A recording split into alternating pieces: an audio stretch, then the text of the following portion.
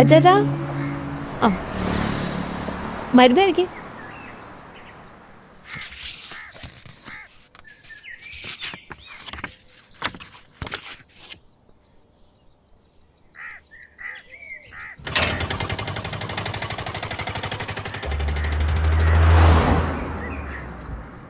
അത് അബൂക്കാണോ ചച്ചാ? ആമയുടെ കല്യാണം അല്ലേ? അബൂക്ക വാ.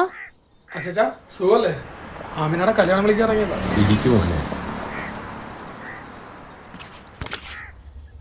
മോനും സുധിയും ഒന്നിച്ചല്ലേ ഗൾഫിൽ പോയത്? അവന് മാത്രം എന്താ ലീവ് കിട്ടാത്തത്? അവനോടൊന്ന് സംസാരിച്ചിട്ട് എത്ര നാളായി? സുധിയേട്ടൻ ഇന്നലെ വിളിച്ചു അച്ചാച്ചാ. അച്ചാച്ചൻ നല്ല ഉറക്കമായിരുന്നു. സാരമില്ല. അച്ചാച്ച വിഷമിക്കണ്ട, അവന് ഷിപ്പിലെ വർക്കൊക്കെ അല്ലേ, അതിൻ്റെ തിരക്കുണ്ടോ?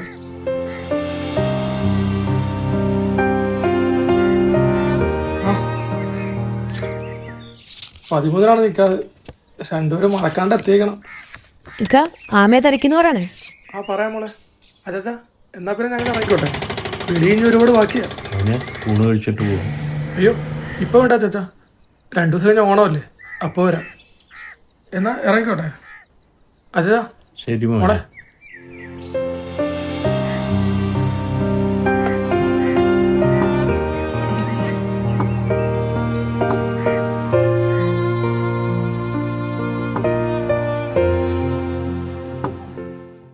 എടാ അബു, ഇത് ശിപ്പവിടത്തിൽ കാണാതായ സുധിയുടെ വീടല്ലേ?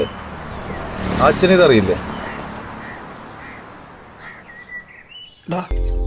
ഈ സുധിയുടെ അച്ഛനമ്മയും മരിച്ച ശേഷം ഇവർ രണ്ടുപേരെ നോക്കിയതും വളർത്തിയതും ഈ അച്ചാച്ചന. സുധി നമ്മളെ വിട്ടുപോയ കാര്യം അച്ചാച്ചനും അറിയാം, പക്ഷെ അച്ചാച്ചനെ ഉൾക്കൊള്ളാൻ പറ്റിയിട്ടില്ല. ഇന്നലെ നാളെ അവൻ വരുന്നുള്ള പ്രതീക്ഷയല്ല അച്ചാച്ചൻ ഇപ്പോഴും.